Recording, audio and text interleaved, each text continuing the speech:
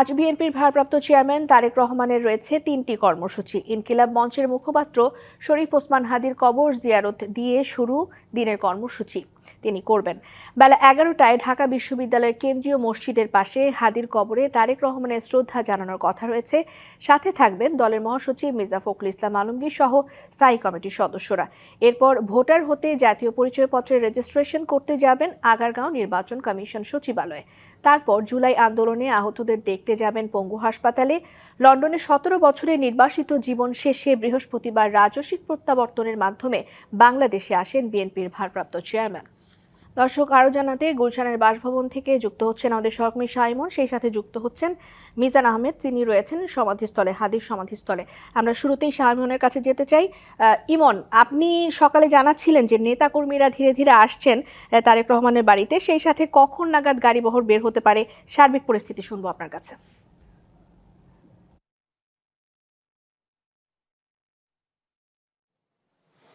না, আজকে সকাল থেকে আমি এখানে অবস্থান করছি এবং 196 নম্বর গুলশানের যে বাসভবনটি রয়েছে, বেলা বাড়ার সাথে সাথে আমরা দেখতে পাচ্ছি যে আশেপাশের এলাকাগুলোতে কিছু কিছু করে নেতাকর্মীদের আগমন যেমন ঘটছে এবং পাশাপাশি এই বাড়িকে কেন্দ্র করে তার গাড়ি বহরকে কেন্দ্র করে যে নিরাপত্তা বলয় তাদের তৎপরতা আমরা দেখতে পাচ্ছি যে কিছুটা বৃদ্ধি পাচ্ছে।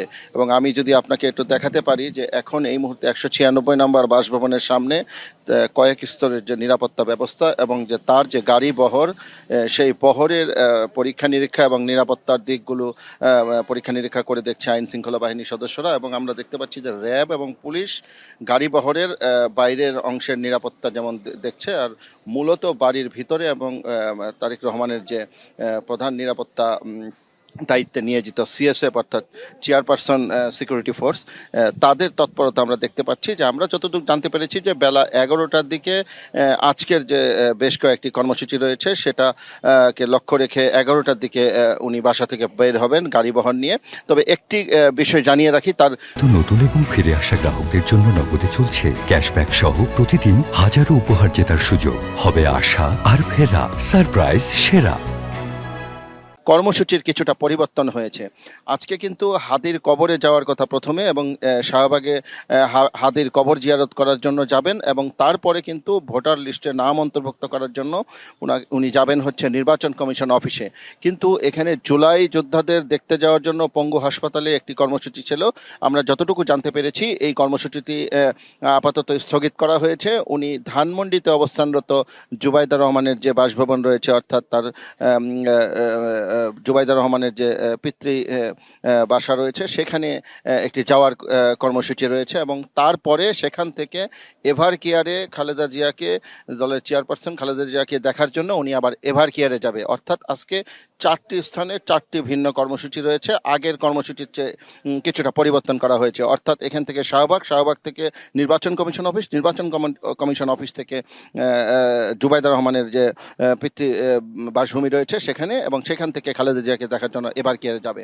তো এখন মূলত নিরাপত্তার বিষয়গুলো তদারকি করতে আমরা এবং তৎপরতা দেখতে পাচ্ছি আইন শৃঙ্খলা বাহিনীর সদস্যদের, এবং তার গাড়ি বহর প্রস্তুত করা হচ্ছে, পাশাপাশি নিরাপত্তার বিষয়গুলি খতিয়ে দেখা হচ্ছে। তবে বেলা বাড়ার সাথে সাথে আমরা দেখেছি যে এই বাসভবনের সামনের যে রাস্তা রয়েছে এটা বন্ধ রয়েছে, বাট এইখান থেকে যে প্রায় দূরে গুলশান 2 নম্বর গোলচক্করের ওই পাশে যে আশেপাশের এলাকা রয়েছে সেখানে কিন্তু ধীরে ধীরে গতকালকের মতো আমরা দেখতে পাচ্ছি যে দলীয় নেতাকর্মী, তাকে দেখার জন্য উৎসুক জনতা এবং সাধারণ মানুষ থেকে শুরু করে আস্তে আস্তে কিন্তু এগুলো বৃদ্ধি পাচ্ছে। এবং ধারণা করা হচ্ছে যে আমরা দেখতে পেয়েছি যে প্রতিদিনের যে শিডিউলটা থাকে কর্মসূচি, সেগুলো ঠিক রাখা যাচ্ছে না, কারণ হাজার হাজার মানুষ এবং জনস্রোত কিন্তু তার গাড়ি বহরকে কেন্দ্র করে চলে আসছে, যে কারণে এই নিরাপত্তা বাহিনীর সদস্যরা হিমশিম খাচ্ছে এই নিরাপত্তা বজায় রাখার জন্য। তো এখন এই মুহূর্তে ধানমন্ডি বাড়ি গুলশানের যে বাসভবন রয়েছে সেখানের এই ছিল সার্বিক চিত্র। মিজান, আপনাকে ধন্যবাদ। শাহিমন, আপনাকে ধন্যবাদ। এই মুহূর্তে আমরা মিজান আহমেদের সাথে যুক্ত হচ্ছি, তিনি হাদির সমাধিস্থলে আছেন। মিজান, নিশ্চয়ই আপনি শুনছিলেন শাহিমন বলছিলেন যে সেখানে নিরাপত্তা ব্যবস্থা আছে এবং 11টার দিকে তারেক রহমান বের হতে পারেন। তো সেইখানে আপনি যে সমাধিস্থলে আছেন সেইখানে প্রস্তুতিটা কেমন, সেই সাথে নিরাপত্তা ব্যবস্থা, সার্বিক বিষয় শুনবো আপনার কাছ থেকে।